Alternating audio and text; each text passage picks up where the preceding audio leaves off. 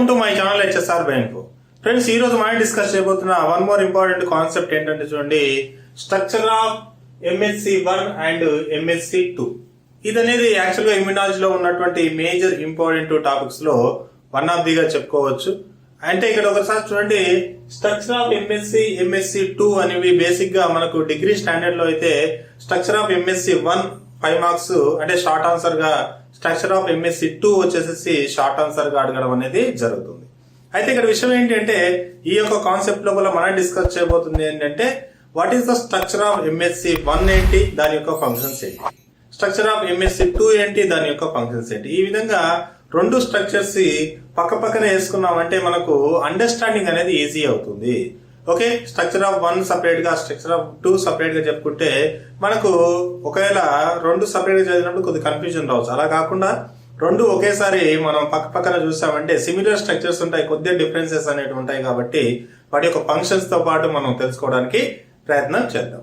Okay, ఇంకా late చేయకుండా class లోకి వెళ్ళిపోదాం. వెళ్లే కన్నా ముందు మీరు కనుక నా ఛానల్ ఫస్ట్ టైం విజిట్ చేస్తుంటే తప్పకుండా సబ్స్క్రైబ్ చేయండి. అదేవిధంగా మీ ఫ్రెండ్స్ తో షేర్ చేయండి. వీడియోని ఫస్ట్ నుండి లాస్ట్ వరకు చూడండి. నచ్చితే లైక్ చేయండి.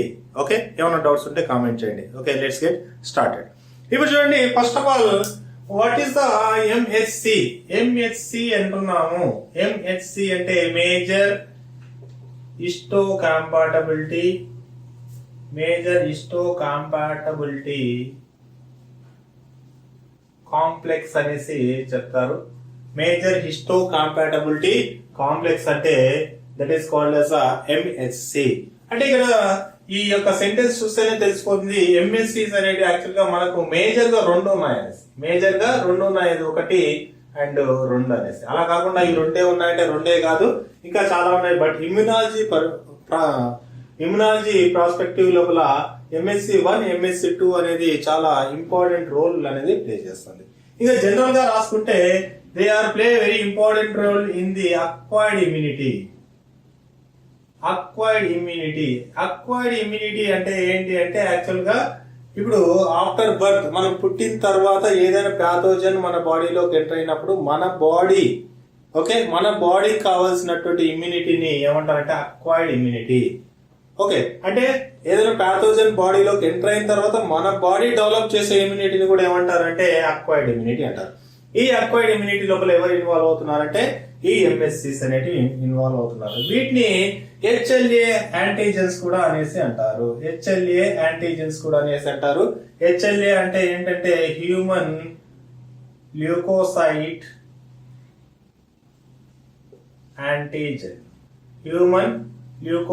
యాంటీజెన్ అనేసి కూడా వీటిని చెప్పడం అనేది జరుగుతుంది. అయితే ఈ యాంటీజెన్స్ అంటున్నాం, హ్యూమన్ ల్యూకోసైట్ యాంటీజెన్ లేదంటే MSc అంటున్నాం. ఇవన్నీ కూడా ఏంటి అంటే these are the receptors or proteins. Very very important. ఇవన్నీ ప్రోటీన్స్. ఈ ప్రోటీన్స్ అన్నామంటే ఈ ప్రోటీన్స్ ని ఎన్కోడ్ చేసే జీన్స్ అనేటివి ఉంటాయి అనేసి మనం గుర్తుపెట్టుకోవాలి. ఒకసారి చూడండి, ఈ ప్రోటీన్స్ ఏవైతే ఉన్నాయి, MSc1 అనే ఒక ప్రోటీన్, MSc2 అనే ఇంకో ప్రోటీన్ ఉంది. మరి ఈ యొక్క MSc1 గానీ MSc2 గానీ ఇవి రెండు కూడా ఎలాంటి జీన్స్ ద్వారా ఎన్కోడ్ చేయబడతాయి? మళ్ళీ కన్ఫ్యూజన్ ఏం అవసరం లేదు. జీన్స్ అంటే ఫర్ ఎగ్జాంపుల్ చూడండి, MSc గురించే మాట్లాడుతున్నాం కాబట్టి మన యొక్క సెల్ కనుక తీసుకున్నామంటే సెల్ లోపల న్యూక్లియస్ ఉంటుంది, న్యూక్లియస్ లోపల క్రోమోజోమ్స్ ఉంటాయనేసి అందరికీ తెలుసు. ఈ క్రోమోజోమ్స్ లోపల మనకి యాక్చువల్గా 23 క్రోమోజోమ్స్ ఉంటాయి, ప్లస్ 23 క్రోమోజోమ్స్ ఉంటాయి. ఈ రెండు కూడా పేర్ గా ఉంటాయి కాబట్టి 23 పేర్స్ అంటాం. దీంట్లో 23 క్రోమోజోమ్ లోపల సిక్స్త్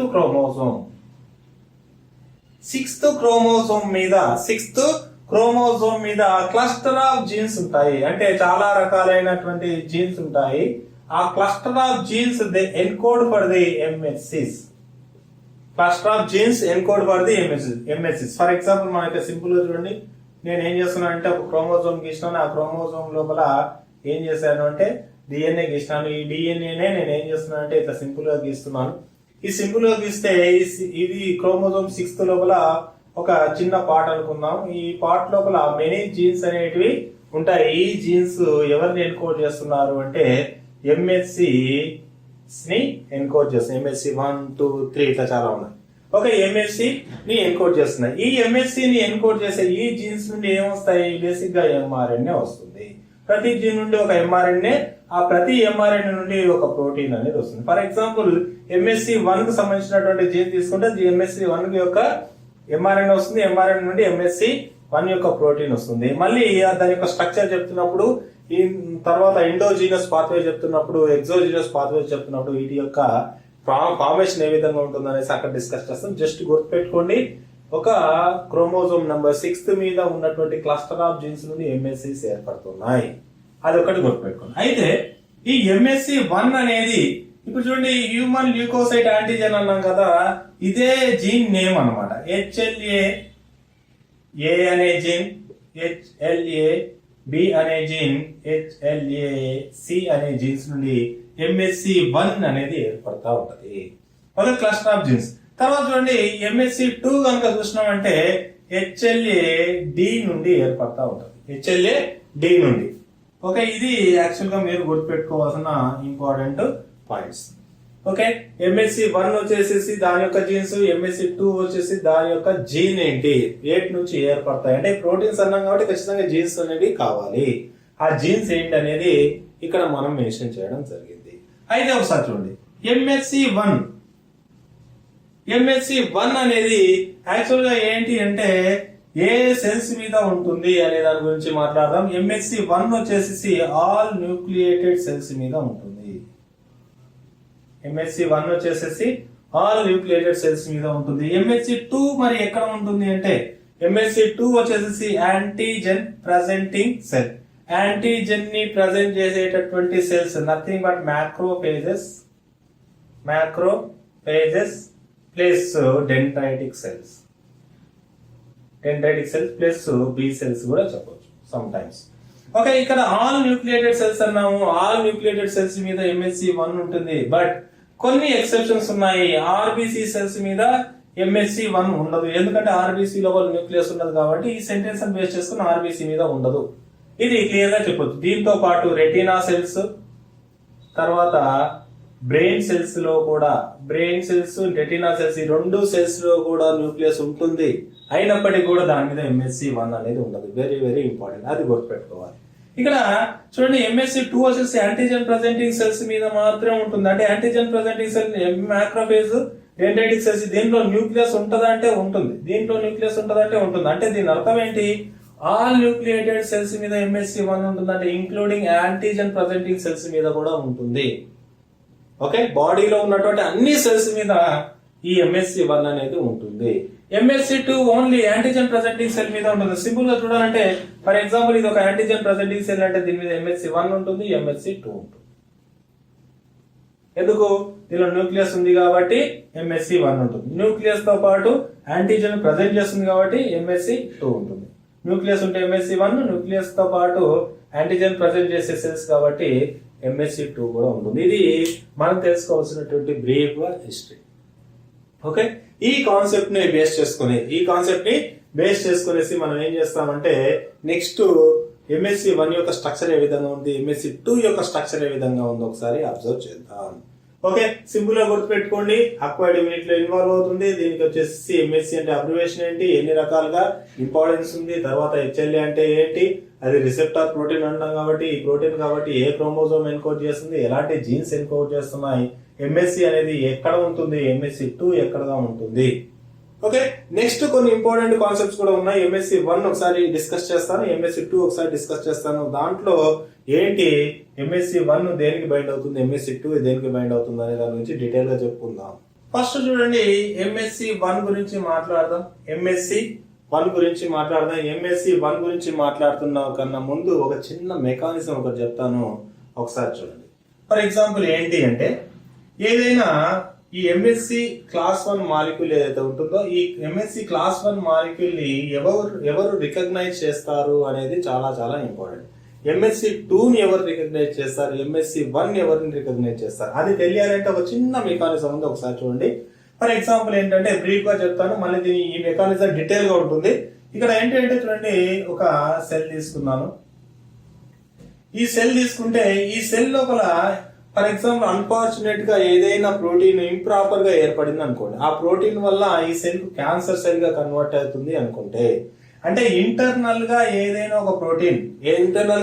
ప్రోటీన్ క్యాన్సరస్ ప్రోటీన్ ఏర్పడింది అంటే జనరల్ గానే ప్రోటీన్ సింథసిస్ సెల్ లో జరుగుతుంటుంది, కానీ అన్ఫార్చునేట్ గా ఇలాంటిది ఏర్పడినప్పుడు ఈ సెల్ అనేది డేంజర్ కండిషన్ లోకి ఎంటర్ అవుతుంది అన్నప్పుడు ఏమవుతుందంటే, చూడండి ఈ సెల్ అనేది ఈ యొక్క పెప్టైడ్ కి ఏమవుతుంది అంటే ప్రాసెస్ చేయబడేసి చిన్న చిన్న ముక్కలు చేస్తుంది ప్రోటియోజోమ్ కాంప్లెక్స్ వల్ల. జస్ట్ వినండి, ప్రోటియోజోమ్ కాంప్లెక్స్ వల్ల వల్ల ఏర్పడిన తర్వాత ఈ పెప్టైడ్స్ అనేవి ఏమవుతాయంటే MHC1 మీద ఈ పెప్టైడ్స్ అన్ని వచ్చేసేసి బైండ్ అవుతాయి.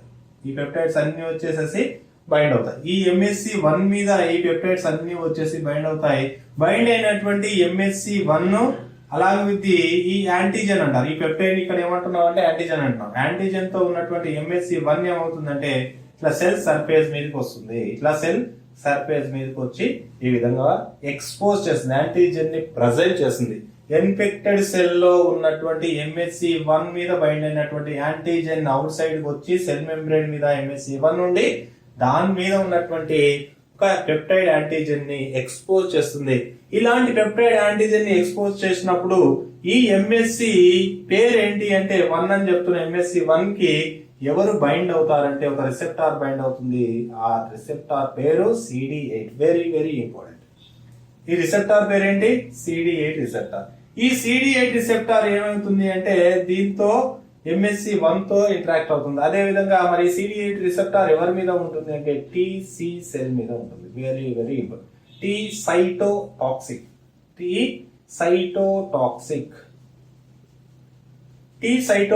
సెల్ మీద ఉంటుంది. ఈ T సైటోటాక్సిక్ సెల్ మీద ఉన్నటువంటి CD8 రిసెప్టార్ MSC1 ను రికగ్నైజ్ చేస్తుంది. దాని మీద ఎప్పుడైతే యాంటీజెన్ ఉంటుందో ఇమీడియట్ గా మళ్ళీ ఇదే సెల్ మీద ఉన్నటువంటి ఇంకో receptor nothing but TCR, T cytotoxic cell receptor అనేది దీన్ని రికగ్నైజ్ చేస్తుంది.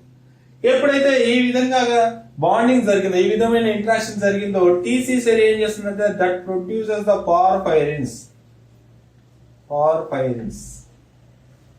ఓకే, పార్ఫైరిన్స్ అనేది రిలీజ్ చేసి, ఈ పార్ఫైరిన్ ఏం చేస్తుందంటే దీని మీద చిన్న చిన్న పోర్ఫోరిన్స్ కాబట్టి పర్ఫోరిన్స్ రిలీజ్ చేస్తుంది. పోరిన్స్ కాబట్టి ఈ పోరిన్స్ వచ్చేసి సెల్ మీద యొక్క ప్లాస్మా మెంబ్రేన్ చిన్న చిన్న హోల్ చేసి హోల్స్ ద్వారా సెల్ లో ఉన్న కంటెంట్ మొత్తం బయటకు వచ్చి ఈ సెల్ అనేది చనిపోతుంది. దాంతో పాటు ఇదే ఇంకో దాన్ని రిలీజ్ చేస్తుంది గ్రాంజైమ్స్.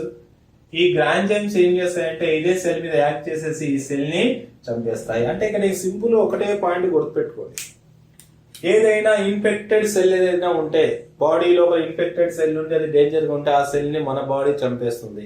ఎలా చంపేస్తుంది అంటే with the help of MHC class 1. Very very important.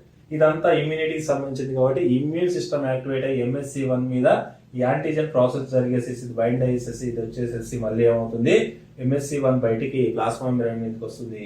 దానివల్ల అక్కడ ఉన్నటువంటి యాంటీజెన్ ని రికగ్నైజ్ చేసేది ఎవరంటే TCR. ఇంతకన్నా ముందే ఈ MSC1 రికగ్నైజ్ చేసే CD8 సెల్, ఆ CD8 సెల్ నే TC సెల్ అన్నాము. TC సెల్ కు ఉన్నటువంటి TCR వల్ల బైండ్ అవుతుంది. ఎప్పుడైతే ఈ కాంప్లెక్స్ ఏర్పడిందో సైటోటాక్సిక్ T సెల్ అనేది పర్ఫోరిన్స్ రిలీజ్ చేస్తుంది. పర్ఫోరిన్స్ వచ్చేసి ఈ యొక్క సెల్ ఇన్ఫెక్టెడ్ సెల్ ని కిల్ చేస్తుంది. ఎట్లా అంటే దాని మీద హోల్స్ చేసి హోల్ చేయడం వల్ల లోపల ఉన్న కంటెంట్ మొత్తం బయటకు వస్తుంది. అంటే ఒక బెలూన్ ని హోల్ చేస్తే బెలూన్ లో ఉన్న గాలి ఎట్లా బయటకు వస్తుందో అట్లా వచ్చేసేసి ఈ సెల్ అనేది చనిపోతుంది. అదే విధంగా దాంతో పాటు గ్రాంజైమ్స్ కూడా యూజ్ చేస్తుంది. యూజ్ చేయడం వల్ల ఈ గ్రాంజైమ్స్ కూడా ఈ సెల్ మీద యాక్ట్ చేసేసి దీన్ని చంపేస్తుంది. ఈ మెకానిజం మొత్తం కూడా మళ్ళీ డీటెయిల్ గా ఉంటుంది, అక్కడ ఎక్స్ప్లెయిన్ చేస్తాను ఏం జరుగుతుంది అనేది. ఈజీగా గుర్తుపెట్టుకోండి. ఏం గుర్తుపెట్టుకోవాలంటే MSC1 ని రికగ్నైజ్ చేసేది ఏంటి అంటే CD8 receptor of TC cell. చాలా చాలా ఇంపార్టెంట్. ఇక్కడ ఏంటంటే ఈ TC సెల్ నే CD8 సెల్ కూడా అనేసి అంటారు.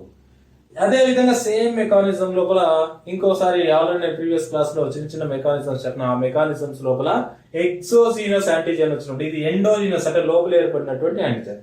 ఇక్కడ MSC class 2 చెప్పినప్పుడు సేమ్ మెకానిజం మళ్ళీ ఒకటి చెప్తాను, అక్కడ ఏం జరుగుతుందో ఒకసారి చూద్దాం. ఓకేనా. ఇప్పుడైతే గుర్తుపెట్టుకోండి, MSC1 కి ఏం బైండ్ అవుతుంది, CD8 రిసెప్టార్ బైండ్ అవుతుంది, TC సెల్ వచ్చేసి బైండ్ అవుతుంది. అది గుర్తుపెట్టుకోండి. అంటే ఇవన్నీ కూడా పాయింట్స్ రాయాలి. ఈ 2 పాయింట్స్ రాయడానికి ఇంత మెకానిజం మనకు అవసరం. ఓకే, ఎందుకు జరుగుతుందంటే MSC అనేది ఎండోజినస్ యాంటీజెన్ ప్రాసెస్ చేసి ఎక్స్పోజ్ చేయడంలో ఇన్వాల్వ్ అవుతుంది. అలా ఇన్వాల్వ్ అయినప్పుడు MSC1 ను రికగ్నైజ్ చేసేది CD8 సెల్స్ లేదంటే CD8 receptor of TC cell అనేసి గుర్తుపెట్టుకోండి. అలా చేసినప్పుడు సైటోటాక్సిక్ సెల్ పర్ఫోరిన్స్ గ్రాన్యూల్స్ రిలీజ్ చేసి ఇదే ఇన్ఫెక్టెడ్ సెల్ ని చంపేస్తుంది. క్లియర్. ఇప్పుడు MSC1 యొక్క స్ట్రక్చర్ ఇక్కడ గీసాను కదా, ఇది నార్మల్ గా గీస్తున్నాను. దీనికి స్ట్రక్చర్ అనేది సెపరేట్ గా ఉంది. ఏంటి ఆ స్ట్రక్చర్ ఫీచర్స్ ఏంటి, ఎలా ఉంటుంది అనేది ఒకసారి చూద్దాం. ఎక్కడ యాంటీజెన్ బైండ్ అవుతుంది, ఓకే, ఎన్ని సబ్ యూనిట్స్ ఉన్నాయి ఒకసారి అబ్జర్వ్ చేద్దాం. ఒకసారి చూడండి, MSC క్లాస్ 1 MSC సింపుల్ గా చూస్తే MSC అనేది సెల్ యొక్క సర్ఫేస్ మీదకి వచ్చేసి ఈ విధంగా యాంటీజెన్ ఎక్స్పోజ్ చేస్తుంది తెలుసు. అయితే ఈ పార్ట్ నేను ఇక్కడ ఎలాబరేట్ చేసి గీస్తున్నాను. ఇక్కడ ఈ పార్ట్ ఉంది కదా, ఈ పార్ట్ ని ఎలాబరేట్ చేసి గీస్తున్నాను. ఇది this is called plasma membrane. This is called as plasma membrane. Plasma membrane మీద ఇక్కడ ఏమవుతుంది అంటే ఒక ప్రోటీన్ అనేది బైండ్ అవుతుంది. ఆ ప్రోటీన్ అనేది ఈ విధంగా బైండ్ అవుతుంది. దీంతో పాటు ఇంకో ప్రోటీన్ వచ్చేసి దీనికి అటాచ్ అవుతుంది. ఈ విధంగా.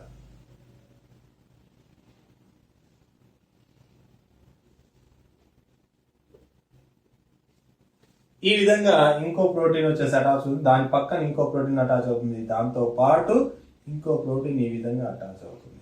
జస్ట్ టు అజ్యూమ్, అంటే ఇక్కడ చూడండి, ఈ ప్రోటీన్స్ కి నేమింగ్ ఇస్తాం. ఈ సబ్ యూనిట్స్ అంటే ఇది మొత్తం కలిపి MSC1. MSC1 ఫామ్ అవ్వాలంటే 1, 2, 3, 4 సబ్ యూనిట్స్ కావాలి.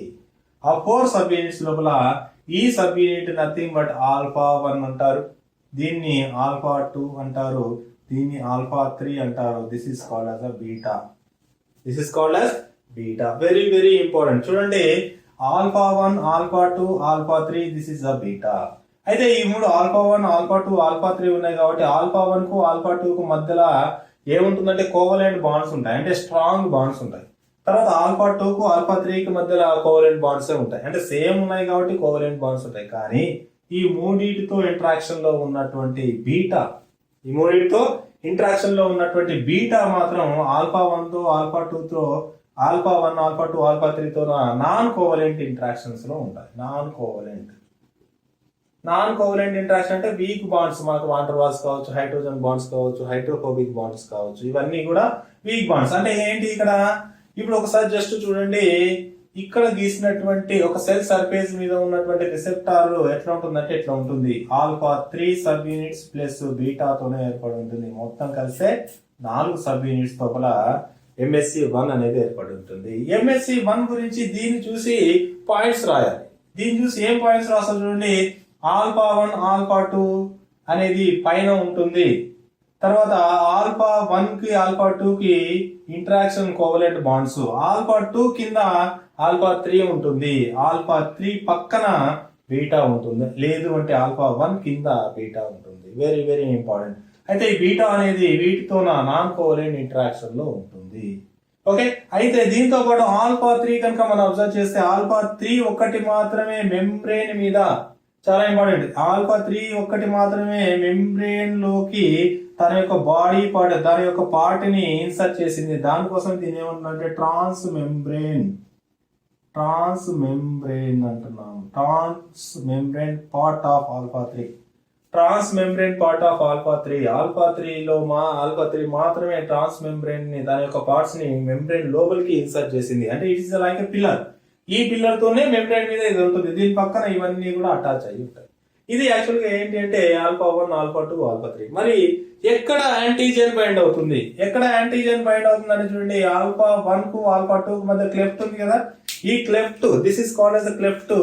ఈ గుంతని క్లెఫ్ట్ అంటారు. ఈ గుంత లోపల ఎవరు బైండ్ అవుతున్నారు అంటే యాంటీజెన్ బైండ్ అవుతుంది. నథింగ్ బట్ పెప్టైడ్ అనుకోండి. ఎవరు బైండ్ అవుతున్నారు, యాంటీజెన్ అనేది బైండ్ అయిపోయింది. తర్వాత చూడండి, యాంటీజెన్ బైండ్ అయింది. ఇప్పుడు ఇంతకుముందు ఏం చెప్పినా నేను, MSC క్లాస్ 1 ని CD8 రిసెప్టార్ వచ్చేసి బైండ్ అవుతుంది. అంటే ఎక్కడ బైండ్ అవుతుంది, ఎంఎస్సి క్లాస్ 1 కి ఎంఎస్సి క్లాస్ 1 దిస్ వన్. ఇక్కడ ఏముంది, టీసీ సెల్ ఉంది అన్నాం. టీసీ సెల్ మీద ఒక రిసెప్టార్ ఉంది. ఆ రిసెప్టార్ పేరు ఏం చెప్పినాను, CD8 రిసెప్టార్. తర్వాత దాంతో పాటు రిసెప్టార్ ఒకటి ఉంటుంది, TCR అని చెప్పినాను. ఇప్పుడు కనుక మనం అబ్జర్వ్ చేస్తే ఇక్కడ ఉన్న ఈ సెల్ మీద ఉన్నటువంటి CD8 రిసెప్టార్ ఆల్ఫా 1 కు బైండ్ అవుతుందా, 2 కు బైండ్ అవుతుందా, ఆల్ఫా 3 కు బైండ్ అవుతుందా, బీటా కు బైండ్ అవుతుందా? దట్స్ అ క్వశ్చన్ ఏంటి, ఆల్ఫా 1 కు, ఆల్ఫా 2 కు, ఆల్ఫా 3 కా, బీటా కు బైండ్ అవుతుందంటే చూడండి ఇక్కడ TC మీద ఉన్నటువంటి CD8 రిసెప్టార్ ఎవరికి బైండ్ అవుతుంది అంటే ఈ విధంగా ఉన్నటువంటి బీటాకు బైండ్ అవుతుంది. ఎవరికి బైండ్ అవుతుంది, TC మీద ఉన్నటువంటి CD8 రిసెప్టార్ MSC 1 లో ఉన్నటువంటి బీటా సబ్ యూనిట్ కి బైండ్ అవుతుంది. Very very very important. ఇప్పుడు చూడండి TC సెల్ మీద ఉన్న TCR ఎవరికి బైండ్ అవుతుంది, ఈ విధంగా యాంటీజెన్ కి బైండ్ అవుతుంది. ఇదే కాన్సెప్ట్ ని నేను ఆల్రెడీ చెప్తున్నాను. ఇదే కాన్సెప్ట్ ని ఆల్రెడీ నేను ఎక్స్ప్లెయిన్ చేస్తున్నాను. ఓకే, ఇది యాక్చువల్గా ఏంటంటే ఎంఎస్సి క్లాస్ 1 యొక్క స్ట్రక్చర్. ఎంఎస్సి క్లాస్ 1 యొక్క స్ట్రక్చర్. ఓకే, ఈ ప్రోటీన్, ఇది ప్రోటీన్ పార్ట్. ఇది ప్రోటీన్ అంటున్నాం కాబట్టి, మరి ప్రోటీన్ కాబట్టి దీంట్లో ఈ ప్రోటీన్ లో కొంత బరువు అనేది, ఈ ప్రోటీన్ కొంత బరువు అనేది ఉంటుంది, మాలిక్యులర్ వెయిట్ అనేది ఉంటుంది. ఏంటి ఆ మాలిక్యులర్ వెయిట్ ఒకసారి చూడండి. మొత్తం ఆల్ఫా 1, ఆల్ఫా 2, ఆల్ఫా 3 ఈ మూడు వచ్చేసేసి ఆల్ఫా చైన్స్ అన్ని వచ్చేసేసి 45 కిలో డాల్టన్స్ ఉంటాయి. 45 కిలో డాల్టన్స్ ఇప్పుడు ఇంకోలాగా రాయొచ్చు. 45 కిలో కాబట్టి K కాబట్టి 3 సున్నాలు పెట్టాలి, డాల్టన్స్. కేజీ అంటే 3,000 అనేసి అర్థం. 1 తర్వాత ఎన్ని ఉంటాయి, 3 సున్నాలు ఉంటాయి. అందుకోసమే 45 K డాల్టన్స్ అని రాస్తాం. మరి బీటా గ్లోబులిన్ లేదంటే బీటా చైన్ ఒకటి ఏంటంటే 12 K డాల్టన్స్ ఉంటుంది. అంటే 12,000 డాల్టన్స్. 12,000 డాల్టన్స్. ఇది యాక్చువల్గా ఏంటంటే మన ఎంఎస్సికి ఉన్నటువంటి ఇంపార్టెన్స్, దాని యొక్క స్ట్రక్చర్ ఇది. తర్వాత ఏది బైండ్ అవుతుంది, ఎంఎస్సికి ఏదైతే CD8 రిసెప్టర్ ఉందో అది దేనికి బైండ్ అవుతుంది, ఎక్కడ దేని మధ్య క్లెఫ్ట్ ఉంటుంది, ఎక్కడ యాంటీజెన్ బైండ్ అవుతుంది. ఈ యాంటీజెన్ కి వచ్చేసి టీసీ సెల్ యొక్క రిసెప్టార్ బైండ్ అవుతుంది. ఇది గుర్తుపెట్టుకోండి. ఓన్లీ ఆల్ఫా 3 మాత్రమే ట్రాన్స్ మెంబ్రేన్ ని కలిగి ఉండేసి ఒక పిల్లర్ లాగా ఉంటుంది ఈ మొత్తం కాంప్లెక్స్ కి. క్లియర్? ఇది మనకున్నటువంటి ఎంఎస్సి 1 యొక్క స్ట్రక్చర్. ఇప్పుడు ఎంఎస్సి 2 యొక్క స్ట్రక్చర్ ఏ విధంగా ఉంటుందో ఒకసారి అబ్జర్వ్ చేద్దాం. చూడండి, ఎంఎస్సి 2 గురించి మాట్లాడాలి, దాని యొక్క స్ట్రక్చర్ గురించి మాట్లాడాలి. స్ట్రక్చర్ గురించి మాట్లాడినట్టు యాజ్ ఇట్ ఈస్ గా దీంట్లో కూడా 4 సబ్ యూనిట్స్ ఉంటాయి. As like MSc 1 4 sub units ఉంటాయి దీంట్లో. కాకపోతే ఆల్ఫా 2, బీటా 2 ఉంటాయి. దాంట్లో అయితే ఆల్ఫా 3 ప్లస్ బీటా అనేది ఉంది దేంట్లో 1 లో. దీంట్లో అయితే ఏంటి, 2 లోపల ఆల్ఫా 2 ఆల్ఫా సబ్ యూనిట్స్ 2 ఉంటాయి, బీటా సబ్ యూనిట్స్ 2 ఉంటాయి. ఏంటి ఒకసారి చూద్దాం. దానికి దీనికి చిన్న డిఫరెన్స్ ఏ ఉంది, పెద్దగా డిఫరెన్స్ ఏం లేదు. ఒకసారి చూడండి. This is called as the plasma membrane. This is called as plasma membrane. దీంట్లోపల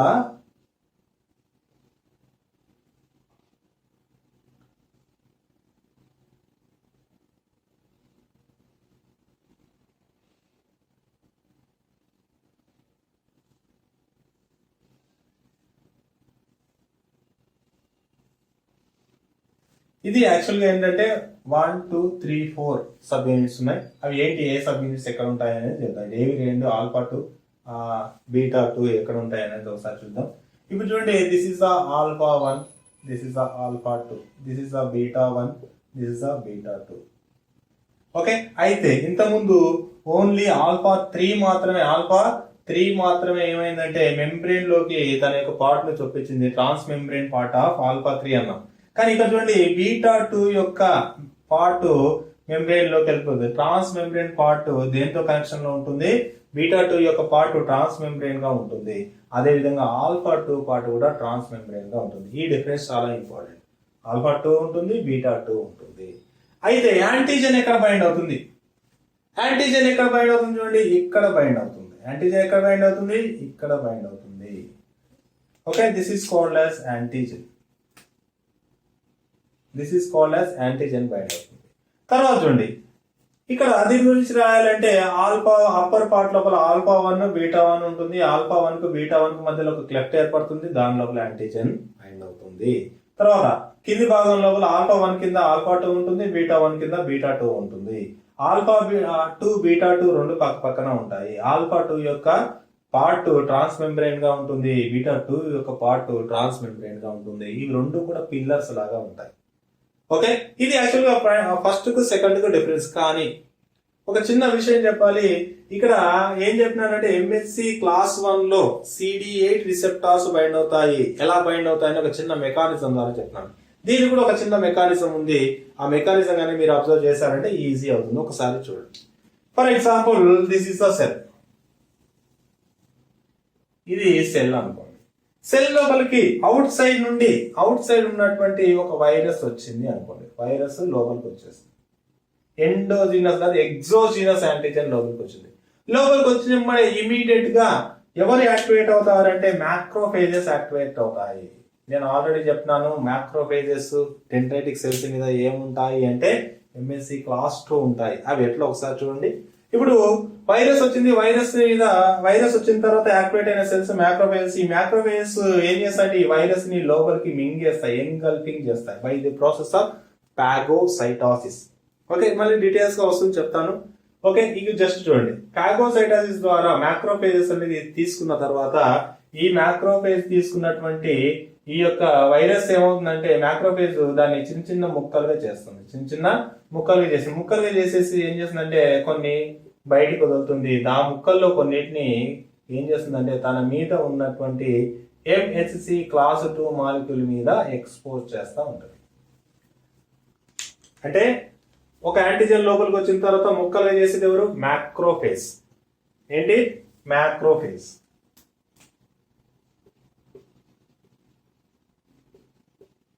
macrophage ఏం చేసింది? చిన్న చిన్న ముక్కలు చేసింది. ముక్కలుగా చేసి బయటకు రిలీజ్ చేసి దాంట్లో కొన్ని పార్ట్స్ ని ఎంఎస్సి క్లాస్ 2 మాలిక్యూల్ దాని సర్ఫేస్ మీద ఉంటుంది. ఎంఎస్సి క్లాస్ 2 మాలిక్యూల్ దేని సర్ఫేస్ మీద ఉంటుంది? దీని సర్ఫేస్ మీద ఉంటుంది. అంటే యాంటీజెన్ ప్రజెంట్ చేసేటటువంటి మ్యాక్రోఫేజ్ మీదనే ఎంఎస్సి క్లాస్ 2 ఉంటుంది. ఆ క్లాస్ 2 మీదకి యాంటీజెన్ తీసుకొచ్చేసేసి ఎక్స్పోజ్ చేసింది. ఇక్కడ నుంచి ఈ ప్రాసెస్ ని ఏమంటారంటే యాంటీజెన్ ప్రాసెసింగ్ అంటారు. ఇప్పుడు ప్రజెంట్ చేసింది, ఎవరికి ప్రజెంట్ చేసింది? సమ్ ఎక్స్ అనే ఒక సెల్స్ కు ప్రజెంట్ చేసింది. ఏంటి ఆ సెల్స్ ఒకసారి చూద్దాం. ఇప్పుడు చూడండి, మనం కానీ అబ్జర్వ్ చేస్తే ఇక్కడ ఒక సెల్ ఉంటుంది. ఆ సెల్ పేరు టీ హెల్పర్ సెల్. చాలా జాగ్రత్త. ఇంతకుముందు MSc 1 లో TC సెల్, జాగ్రత్త గుర్తుపెట్టుకోవాలి. టీ హెల్పర్ సెల్ ఫస్ట్ ఏం చేస్తుందంటే తన మీద ఉన్నటువంటి ఒక రిసెప్టార్ ద్వారా దీన్ని రికగ్నైజ్ చేస్తుంది. దేన్ని? MSc క్లాస్ 2 ను రికగ్నైజ్ చేస్తుంది. ఆ రిసెప్టార్ పేరు CD4. Very very important. ఏం పేరు? CD4. తర్వాత ఇదే TCR అనే సేమ్ టీ సైటోటాక్సిక్ సెల్ లో ఉన్నట్టే టీ హెల్పర్ లో కూడా TCR. అక్కడ TCR ఇక్కడ TCR. బట్ ఇక్కడ టీ హెల్పర్ సెల్ రిసెప్టార్, అక్కడ టీ సైటోటాక్సిక్ సెల్ రిసెప్టార్. ఆ చిన్న డిఫరెన్స్ గుర్తుపెట్టుకోండి. TCR అంటే టీ హెల్పర్ సెల్ రిసెప్టార్, అక్కడైతే టీ సైటోటాక్సిక్ సెల్ రిసెప్టార్. ఇక్కడ ఏం తెలిసింది? ఈ విధంగా ఏర్పడిన తర్వాత ఏమవుతుంది అంటే చూడండి, టీ హెల్పర్ సెల్ యాక్టివేట్ అయ్యి కొన్ని సైటోకైన్స్ రిలీజ్ చేస్తుంది. మనకు MSc మాట్లాడుతున్నాం కాబట్టి ఈ కాంప్లెక్స్ ఇంపార్టెంట్. ఇది ఇక్కడ నుంచి ఇది తర్వాత ఏం జరిగిందని బ్రీఫ్ గా చేస్తాయి. సైటోకైన్స్ రిలీజ్ అవుతాయి. సైటోకైన్స్ వెళ్ళేసేసి బి సెల్ ని యాక్టివేట్ చేస్తాయి. బి సెల్ వచ్చేసి plasma cell, memory cell produce చేస్తుంది. ఈ ప్లాస్మా సెల్ వచ్చేసి యాంటీబాడీస్ ప్రొడ్యూస్ చేస్తుంది. ఈ యాంటీబాడీస్ వచ్చేసి ఏదైతే లోపలికి ఎంటర్ అయినటువంటి యాంటీజెన్ ఉందో ఆ యాంటీజెన్ ఎక్కడైతే వైరస్ నథింగ్ బట్ యాంటీజెన్, ఈ యాంటీజెన్ ఎక్కడెక్కడైతే ఉందో అక్కడ వెళ్ళేసేసి యాంటీబాడీ బైండ్ అవుతుంది. వన్స్ యాంటీబాడీ బైండ్ అవుతే ఒక చిన్న ప్రాసెస్ మెకానిజం ద్వారా ఇలాంటి సెల్స్ ఈ వైరస్లు ఎక్కడెక్కడైతే ఉన్నాయో అక్కడ ఎక్కడెక్కడైతే ఈ యాంటీబాడీ బైండ్ అయిందో అక్కడ ఆ ప్లేస్లలో వెళ్ళి చిన్న మెకానిజం ద్వారా ఈ వైరస్లు అన్నిటిని ఇమ్యూన్ సిస్టమ్ అనేది చంపేస్తుంది. Okay, this is also acquired immunity. ఇది కూడా ఏంటి? Acquired immunity. మనం పుట్టక ముందు వైరస్ లోపలికి పోతుంది, పుట్టిన తర్వాత వైరస్ లోపలికి పోతుంది. కాబట్టి పుట్టిన తర్వాత వచ్చే ఇమ్యూనిటీని మొత్తం ఏమంటారు? Acquired immunity. పుట్టుకతోనే వచ్చేదాన్ని ఏమంటారంటే ఇన్నెట్ ఇమ్యూనిటీ అంటారు. సో ఇక్కడ మీరు గుర్తుపెట్టుకోండి, చూడాల్సింది ఏంటి అంటే మొత్తం ఇక్కడ చూడండి ఏం చెప్పానంటే ఇక్కడ ఉన్న ఈ పార్ట్నే ఇక్కడ గీస్తున్నాను నేను. ఇది ఏంటి? ఈ దేని ప్లాస్మా మెంబ్రేన్? ఈ మ్యాక్రోఫేజ్ యొక్క ప్లాస్మా మెంబ్రేన్. దాని మీద ఏముంది? ఈ యొక్క MSc క్లాస్ 2 మాలిక్యూల్. దాని మీద ఏం బైండ్ అయింది? ఈ యొక్క యాంటీజెన్ బైండ్ అయింది. ఈ యాంటీజెన్ కి ఎవరు బైండ్ అవ్వాలి? ఇప్పుడు దట్స్ ఇంపార్టెంట్. యాంటీజెన్ కి ఎవరు బైండ్ అవ్వాలి అంటే ఒక రిసెప్టార్ బైండ్ అవుతుంది. ఆ రిసెప్టార్ పేరు TCR. ఆ రిసెప్టార్ ఎవరి మీద ఉంటుంది? టీ హెల్పర్ సెల్ మీద. ఈ టీ హెల్పర్ సెల్ మీద ఉన్నది, టీ హెల్పర్ సెల్ మీద ఉన్నది ఏదైతే ఉంటుందో, టీ హెల్పర్ సెల్ మీద ఉన్న ఇది మరి ఆల్ఫా 1 ఆల్ఫా 2 ను బైండ్ అవుతుందా, బీటా 1 బీటా 2 ను బైండ్ అవుతుందా, లేదంటే ఆల్ఫా 2 ను మాత్రమే బైండ్ అవుతుందా, బీటా 2 ను మాత్రమే బైండ్ అవుతుందా తెలుసుకోవాలి. క్లియరా? ఇప్పుడు చాలా సింపుల్ గా ఈజీగా చూడండి. టీ హెల్పర్ సెల్ మీద ఉన్నటువంటి రిసెప్టార్, టీ హెల్పర్ సెల్ మీద ఉన్నటువంటి రిసెప్టార్ ఏంటి? ఇక్కడ CD4. ఈ CD4 ఎవరికి బైండ్ అవుతుంది అంటే ఆల్ఫా 1 కి బైండ్ అవుతుంది, ఆల్ఫా 2 కు బైండ్ అవుతుంది. This is called as CD4. CD4 receptor. ఈ CD4 రిసెప్టార్ ఎవరెవరికి బైండ్ అయింది? సారీ, బీటా 1 కి బైండ్, సారీ బీటా 1 కి బైండ్ అయింది, బీటా 2 కు బైండ్ అయింది. ఆల్ఫా 1 ఆల్ఫా 2 కి బైండ్ అవ్వదు. ఈ కాంప్లెక్స్ ఏర్పడిన తర్వాత tea helper cell that produces the cytokines. Cytokines produce అయిన తర్వాత బి సెల్స్, తర్వాత plasma memory, plasma cells antibodies, antibodies వచ్చేసి ఈ యొక్క యాంటీజెన్ కి అగైనెస్ట్ ఇట్లాంటి యాంటీజెన్స్ ఎక్కడెక్కడైతే బాడీలో సర్క్యులేట్ అవుతున్నాయో అక్కడికంతా వెళ్ళేసేసి యాంటీబాడీ బైండ్ అవ్వడం ఒక మెకానిజం ద్వారా ఆ సెల్స్ అన్ని చనిపోవడం జరుగుతుంది. ఇది యాక్చువల్గా ఏంటంటే MHC class 1, MHC class 2. Okay, let us see what are the functions. Functions ఏమున్నాయో ఒకసారి అబ్జర్వ్ చేద్దాం. ఫంక్షన్స్ ఏమున్నాయి? ఎంఎస్సి 1 యొక్క ఫంక్షన్ ఏంటి? ఎంఎస్సి 1 యొక్క ఫంక్షన్ ఏంటి? ఎంఎస్సి 2 యొక్క ఫంక్షన్ ఏంటి? ఎంఎస్సి 1 యొక్క ఫంక్షన్, ఎంఎస్సి 2 యొక్క ఫంక్షన్, కామన్ ఫంక్షన్ ఏంటి అంటే చూడండి, ఎంఎస్సి 1 వచ్చేసి ఎండోజీనస్ యాంటీజెన్ ని ప్రజెంట్ చేస్తుంది. టు హూమ్, ఎవరికి ప్రజెంట్ చేస్తుంది? టీసీ సెల్ కి, అంటే CD8 సెల్ కి ప్రజెంట్ చేస్తుంది. That's it. సేమ్ ఎట్లా ఇక్కడ చూడండి. రెండోది ఎగ్జోజీనస్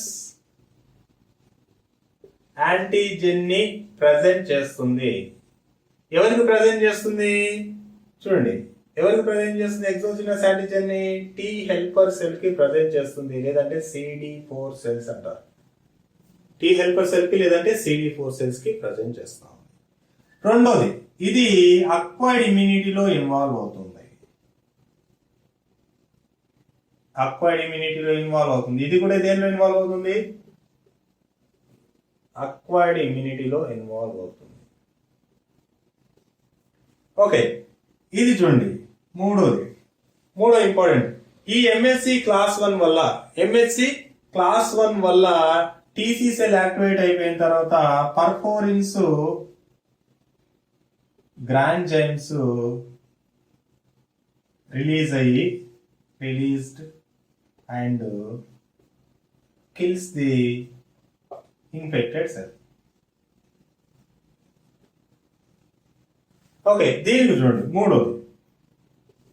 దీనిలో ఏమవుతుంది? It recruits the T helper cell, in turn activate the B cell, subsequently produces the antibodies. And Y shape లో గీసానంటే these are the antibodies. అట్లా రాసుకోవాలి. తర్వాత ఫోర్త్ ఇంపార్టెంట్, దీంట్లో స్పెసిఫిక్ గా ఉన్నది ఏంటంటే గ్రాఫ్ట్ రిజెక్షన్.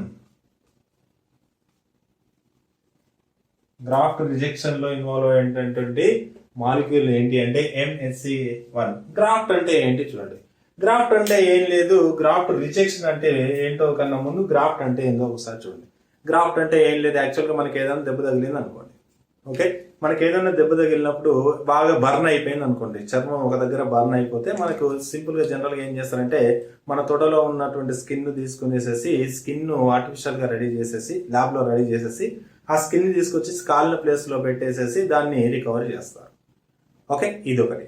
రెండోది చూడండి, ఇప్పుడు మన కిడ్నీ ఫెయిల్ అయింది అనుకోండి, లివర్ ఫెయిల్ అయింది అనుకోండి, ఆర్టిఫిషియల్ అంటే వేరే వాళ్ళ కిడ్నీని తీసుకొచ్చి మనకు ట్రాన్స్ప్లాంటేట్ చేస్తారు, లేదంటే లివర్ వేరే వాళ్ళ లివర్ తీసుకొచ్చేసి ట్రాన్స్ప్లాంట్ చేస్తారు. హార్ట్ మనకు ఫెయిల్ అయింది అనుకోండి, కొంతమంది ఇప్పుడు ఇంకా రాలేదు, ఫ్యూచర్లో వస్తుంది, హార్ట్ ట్రాన్స్ప్లాంటేట్ చేస్తారు. అంటే వేరే వాళ్ళ హార్ట్ని తీసుకొచ్చి మనలో పెడితే that is called as the transplant. ఏదైతే ఒక ఆర్గాన్ ని కానీ ఒక పార్ట్ని కానీ తీసుకొచ్చి మనలో పెడుతున్నామో ఆ పార్ట్ని గ్రాఫ్ట్ అంటారు. Very very important. For example మనలో కనుక ఒక ఏ అనే ఒక పర్సన్ లోపల కిడ్నీ ఫెయిల్ అయితే బి అనే పర్సన్ కిడ్నీ దానం చేశాడు అనుకోండి, ఆ బి అనే పర్సన్ యొక్క కిడ్నీని ఏమంటారంటే గ్రాఫ్ట్ అంటారు. ఈ గ్రాఫ్ట్ ఏ అనే పర్సన్ లోపల పెట్టిన తర్వాత ఏ అనే పర్సన్ దాన్ని యాక్సెప్ట్ చేయొచ్చు, లేదు అంటే దాన్ని రిజెక్ట్ చేయొచ్చు. Most of the times reject అవుతాయి.